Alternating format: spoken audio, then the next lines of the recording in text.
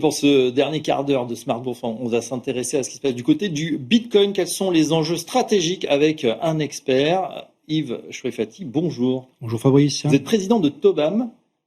Tobam, qui peut-être nos spectateurs ne le savent pas, a lancé le premier fonds en Bitcoin au monde. Tout à fait. C'était quand ? Alors on a commencé à s'intéresser au Bitcoin en 2013, on a lancé le fonds en 2017. Tobam, ça veut dire Think Out of the Box Asset Management. Ouais. Et il fallait penser en dehors de donc l'idée de des Tobam, chemins battus, parce qu'en 2013, il n'y a pas beaucoup de gens qui ont fait Bitcoin. En 2013, c'était un gadget. Honnêtement, on s'est intéressé aux gadgets comme quand on était ado, qui ont démonté les postes de radio pour comprendre comment ça marchait, pour essayer de comprendre. En 2013, je me suis aperçu qu'on était 4 dans la boîte à s'intéresser au Bitcoin. Mais comme un gadget, les boîtes, on est des matheux, et on s'intéresse à ça mathématiquement. C'est seulement en 2016 qu'on a compris que ce truc-là, en fait, c'était pas un gadget, et qu'on a décidé d'implémenter un pari en 2016. Et on a nommé ce pari, on l'a décrit par une phrase, et la phrase, c'est: un jour ou l'autre, les plus gros gérants de fonds du monde lanceront des fonds en Bitcoin pour leurs clients. Ça, on l'a écrit dès 2016. Donc ça paraissait complètement farfelu il y a près de 10 ans maintenant. C'est le cas aujourd'hui avec un engouement extraordinaire pour ce cryptoactif qui est la plus grande monnaie virtuelle du monde. Alors, je dis monnaie, c'est un token, on pourrait ergoter bien sûr. Mais en tout cas, voilà, c'est devenu un actif, c'est même un actif de diversification. On dit souvent que c'est l'or numérique. Est-ce que vous êtes d'accord avec cette définition ? Une réserve de valeur. Voilà, en fait, l'économie, c'est de la confiance. Quand vous achetez une bouteille d'eau chez l'épicier, vous espérez que c'est vraiment une bouteille d'eau, et lui, il espère que l'argent que vous lui donnez, c'est du vrai argent. Toute transaction, elle repose sur la confiance. Et pour que l'édifice de la confiance soit solide, il y a besoin d'une clé de voûte de la confiance. Et pendant des millénaires, la clé de voûte de la confiance, c'était l'or. Si je vous disais à l'époque, j'ai 5 lingots d'or, vous me faisiez confiance. Ensuite, on s'est aperçu que l'or, il avait des problèmes. Un des plus grands problèmes de l'or, c'est qu'il n'est pas auditable. Aujourd'hui, si je vous dis j'ai 5 lingots d'or, c'est un acte de foi que de me croire. La seule manière d'auditer mon stock d'or, c'est de le faire fondre. Il n'y a pas d'autre méthode. D'accord. L'or a été remplacé comme clé de voûte du système de la confiance par le dollar. Si je vous disais, il y a quelques années, j'ai 3 millions de dollars, vous me faisiez confiance. Aujourd'hui, un nombre croissant d'observateurs ont l'impression que l'intérêt objectif des États-Unis d'Amérique, c'est de dévaluer le dollar. Quand on est assis sur des quantités gigantesques de dettes, quand on a des problèmes de productivité partout, en fait, si on regarde les choses objectivement, on peut penser qu'on a intérêt à dévaluer sa monnaie. Quand le président lui-même annonce qu'il veut dévaluer le dollar, c'est là qu'on peut... Et la perspective d'une dévaluation, c'est pas compatible avec le statut de clé de voûte du système de la confiance. Et je pense qu'en fait, l'intérêt des États-Unis, c'est de faire en sorte que le dollar ne soit plus le clé de voûte de la confiance, parce que c'est très coûteux pour les États-Unis, en fait. Et en fait, ils sont en train, de manière plus ou moins publique, de s'emparer de ce qui pourrait devenir la future clé de voûte du système de la confiance, du Bitcoin. Aujourd'hui, ils abandonneraient ce qu'on appelle le privilège exorbitant, le billet vert, qui est quand même la monnaie de référence. Ils ne l'abandonneraient pas, mais ils le dévalueraient. Le dollar, il restera en cours. Les États-Unis honoreront leurs dettes. Comment ils honoreront leurs dettes ? En imprimant des dollars. Et en fait, un prix Nobel d'économie a défini l'inflation de manière originale, Milton Friedman. Il a dit l'inflation, c'est pas la hausse de valeur des choses. Une pomme, aujourd'hui, ça vaut pas plus cher qu'une pomme il y a 20 ans. Ça n'a pas plus de valeur. Par contre, quand vous regardez son prix en euros a beaucoup augmenté. C'est pas la valeur de la pomme qui a augmenté. C'est la valeur des euros qui a diminué. C'est la valeur du dollar qui a diminué. Vous savez, en 1694, il y a un groupe de businessmen à Londres qui se sont réunis et qui ont dit on va créer une boîte, une entreprise. Cette entreprise, elle va lever du capital pour acheter de l'or. Et ils ont décidé de nommer cette entreprise la Banque d'Angleterre, Bank of England. En 1800, il y a un homme d'État français qui était premier consul, qui était Napoléon Bonaparte. Il a réuni les 100 familles les plus riches de France. Il leur a dit, on va faire comme les Anglais.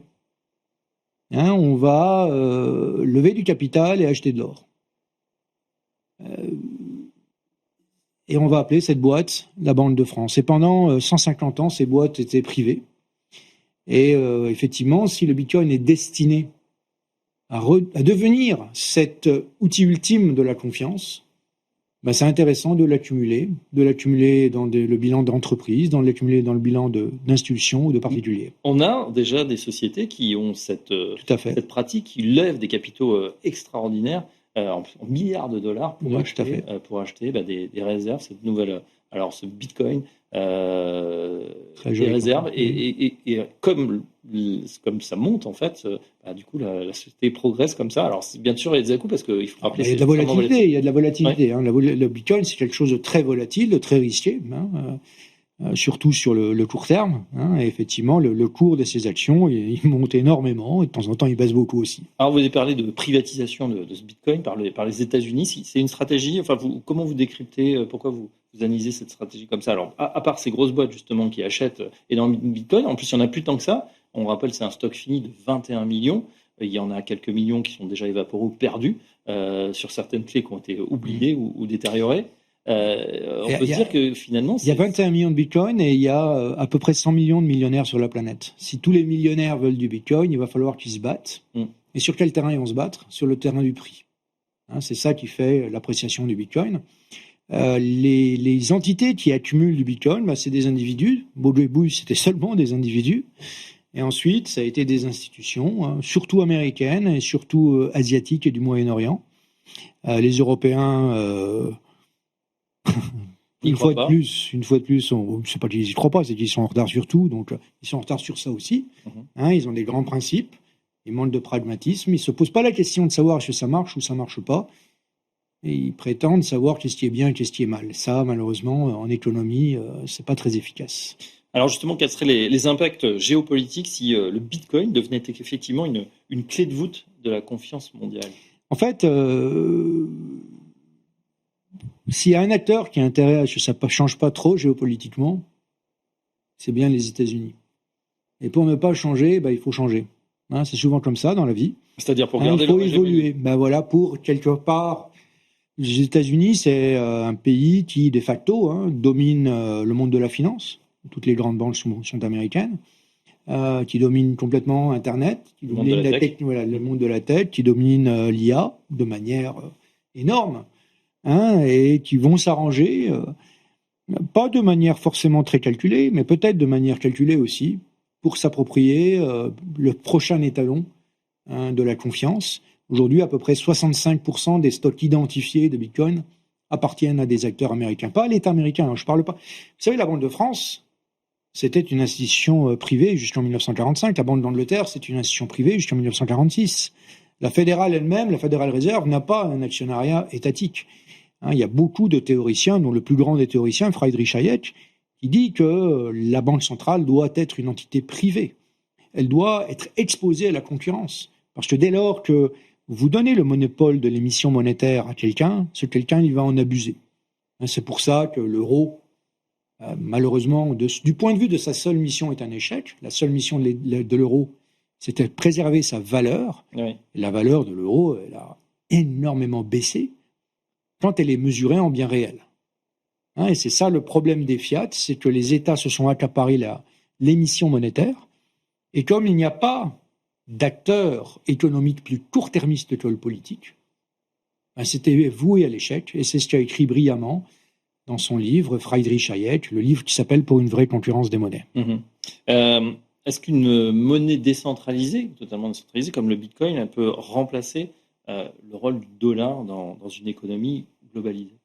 L'ancêtre du dollar était décentralisé. L'or, c'est quelque chose de décentralisé. Il n'y a pas un conseil d'administration qui décide de la quantité d'or qui existe, qui décide de brusquement miner plein d'or, puis brusquement de miner moins d'or. La monnaie, c'est un étalon.